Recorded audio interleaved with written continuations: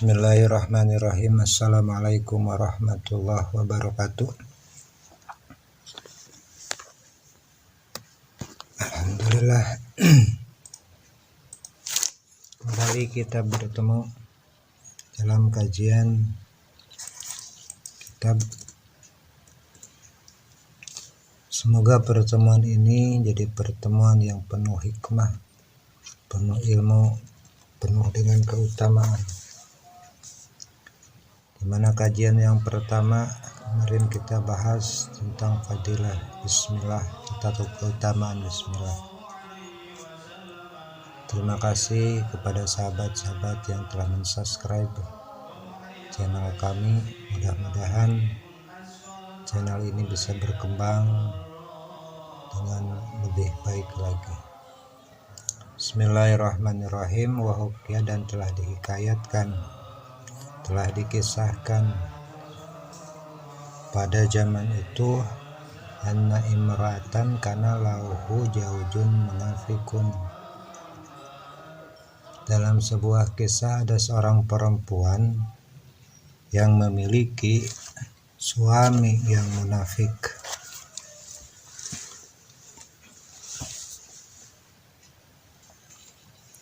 Munafik di sini bisa bermakna munafik secara din, atau munafik di sini adalah laki-laki atau suami yang usil pada istrinya, dan diceritakanlah dia ingin mencoba bermain-main dengan kehebatan atau amalan sang istri yang suka membaca bismillah.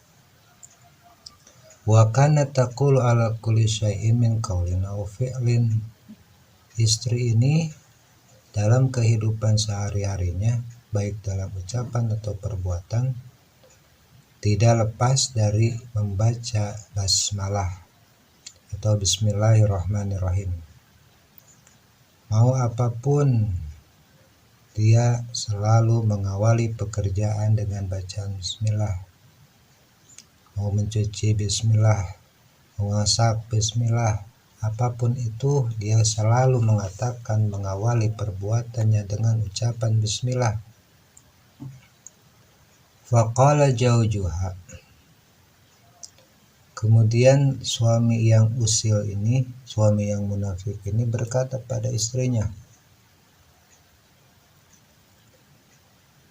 mau mengatakan pada istrinya dalam hatinya, la afla'anna ma akhjalaha bih.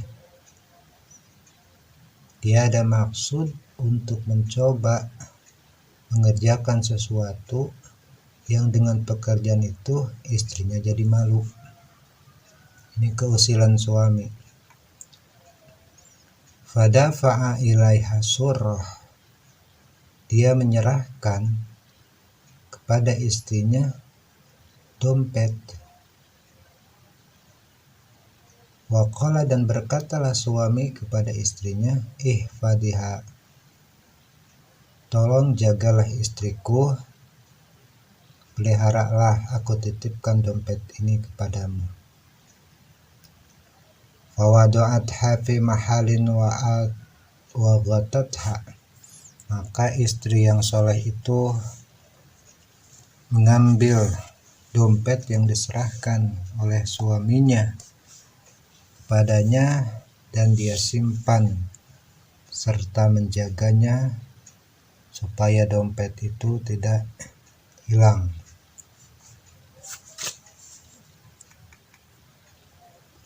Faghafalaha wa akhadha surrata.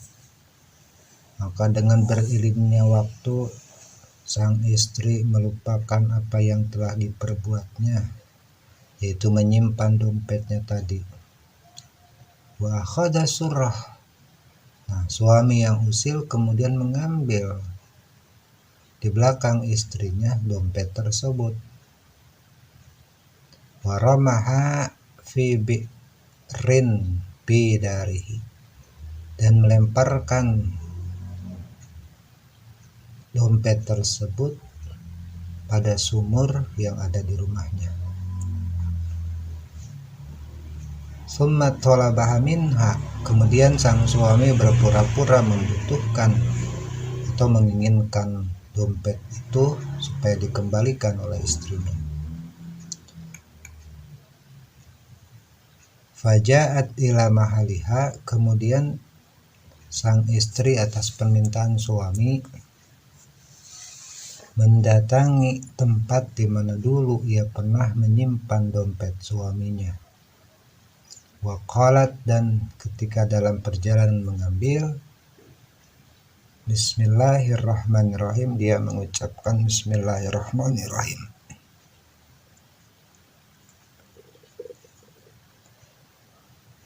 Ketika itu Allah dengan kezaliman suaminya, dengan usil suaminya, menolong perempuan yang mencintai Allah dengan suka mendalamkan bismillah. Fa'amarallahu ta'ala Jibril alaihi salam, maka Allah perintahkan malaikat Jibril alaihi salam ayanzila, supaya turun malaikat Jibril dengan sari'an, dengan segera, wa yu'idu surah, dan mengembalikan malaikat Jibril terhadap surahnya atau dompet suaminya yang dilempar sengaja oleh suaminya untuk mengelabui istrinya, ila makaniha, pada tempat di mana istrinya dulu pernah menyimpan dompet tersebut.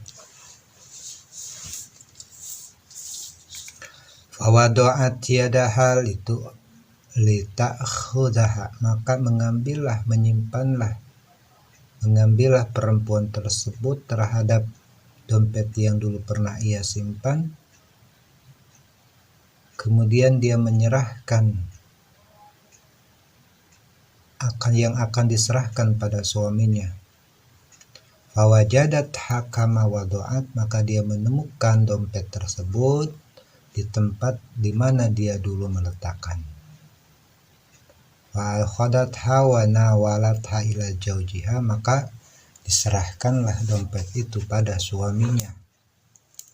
Istri ini tidak tahu kalau suaminya mengusirinya atau mendoliminya. Fata'ajaba min dzalika ghayatat ta'ajub. Kejadian ini membuat suaminya heran karena dia dulu melakukan tindakan menghilangkan dompet dengan dibuang ke sumur, tapi sang perempuan bisa mengembalikan dompet yang diberikan atau disimpan, diamanatin oleh suaminya. Padahal pikiran suaminya, mustahil dompet yang dibuang ke sumur bisa diambil oleh istri dan diserahkan dalam keadaan utuh. Kejadian inilah yang membuat orang atau suami munafik itu ta'ajub atas kehebatan Bismillahirrahmanirrahim. Wataba, dan dia bertobat ilallah, kepada Allah, min nifaqihi, dari keusilannya atau dari kemunafikannya.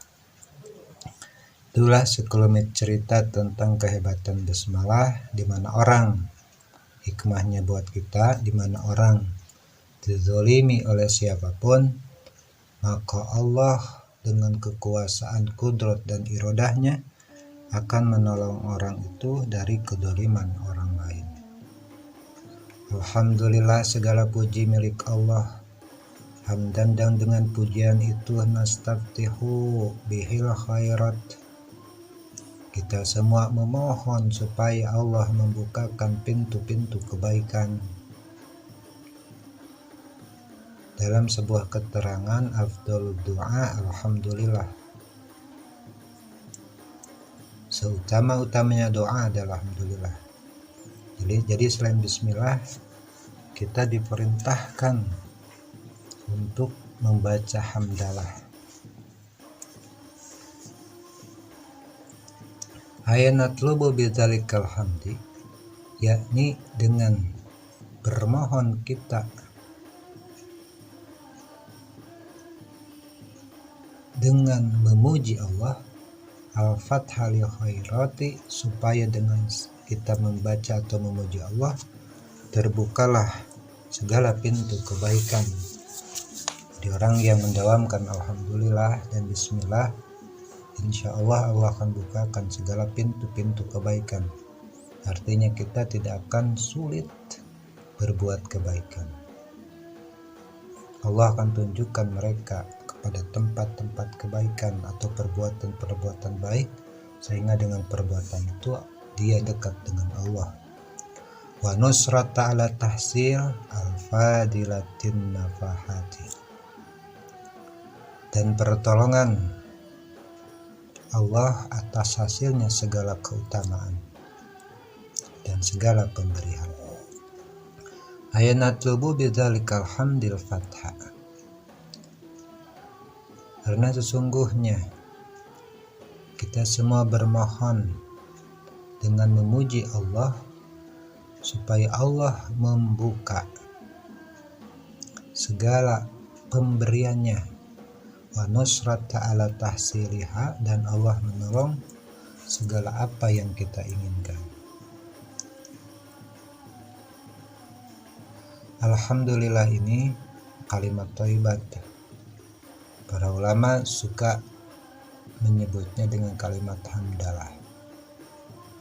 Suatu perbuatan yang tidak diikuti dengan bismillah atau dengan alhamdulillah, maka perbuatan itu akan terpotong. Artinya barokah perbuatan kita akan berkurang atau bahkan sama sekali tidak akan ada.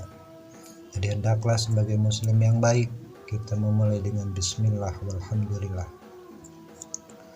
Wassalatu, dan salawat, ay rahmatullahi, yakni rahmat Allah, al-maqrunat,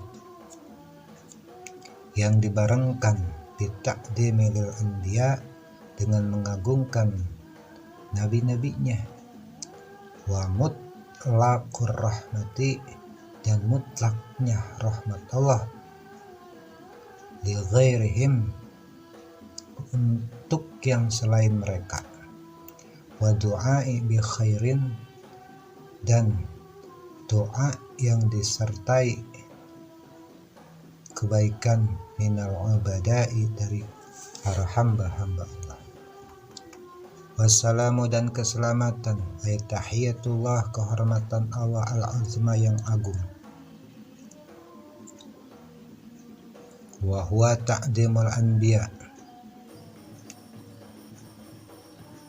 wa huwa, dan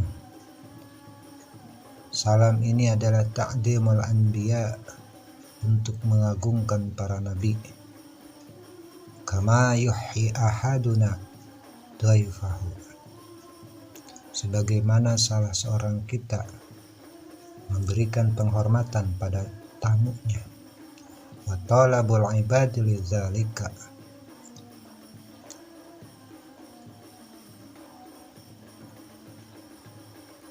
dan permohonan para hambanya, para hamba-hamba Allah pada keselamatan tersebut.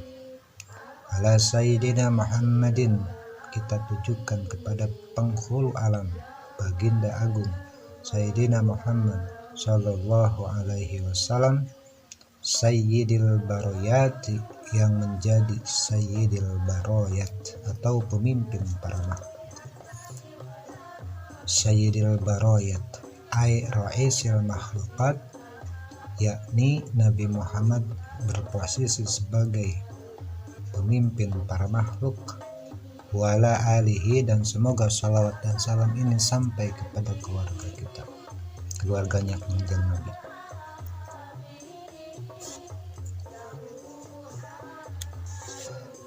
Ayat ba'ihi alal iman, yaitu mereka-mereka yang mengikuti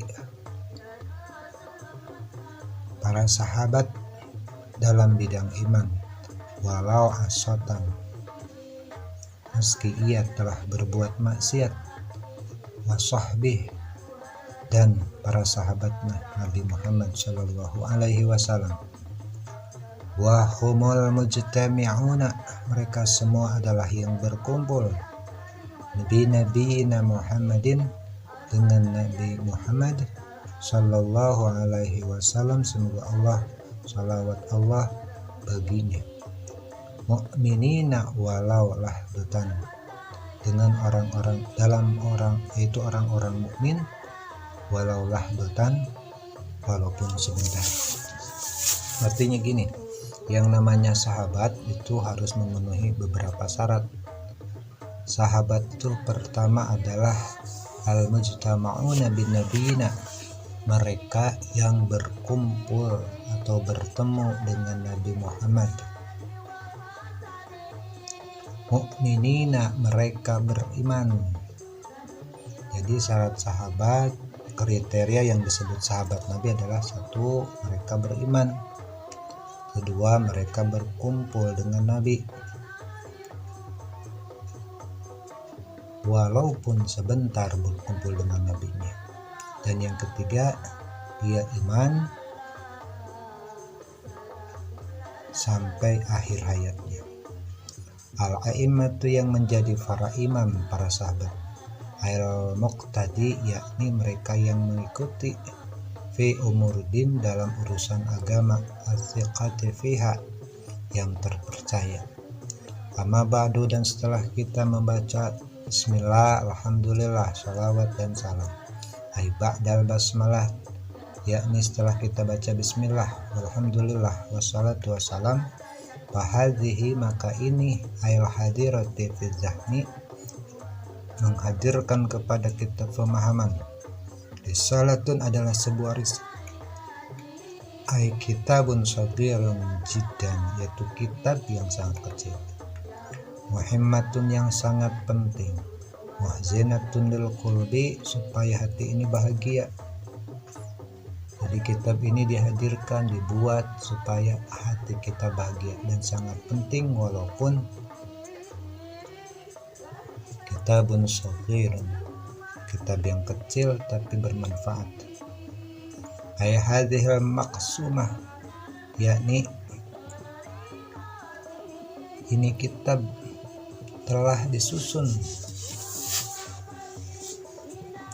ala arba'ati fusulin, menjadi 4 pasal, ay afrozin, yaitu 4 bagian. Kitab ini dikarang isinya terdiri dari 4 bagian. Wa khatimatin, dan 1 khatimah. Wahia, yaitu matu zakaru ifadati ma yata'allaqu bil maksud. Khatimah itu suatu yang akan disebutkan untuk memberi suatu faidah. Ma yata'allaqu bil maksud, yang berhubungan dengan apa yang dimaksud. Wa kana dzalika ta'alluqa, dan seakan-akan hubungan tersebut al-lahiqi bis-sabiq, akan menghubungkan yang terbelakang dan yang terdahulu. Wa huwa, yaitu at-ta'alluqu min haitsu takmil, hubungan yang sekira-kiranya menyempurnakan. Wa ziyadatut tawdihi, serta adanya tambahan penjelasan. Al-faslul awal fi bayanil huquqil zaujati, wallahu alam bimuradih. Mudah-mudahan barokah. Kita bertemu lagi dalam kajian selanjutnya, itu bagian-bagian dari kitab Uqudul Jin ini, karangan Syekh Muhammad. Sekali lagi terima kasih atas partisipasinya, subscribe, share, like, dan komennya. Assalamualaikum warahmatullahi wabarakatuh.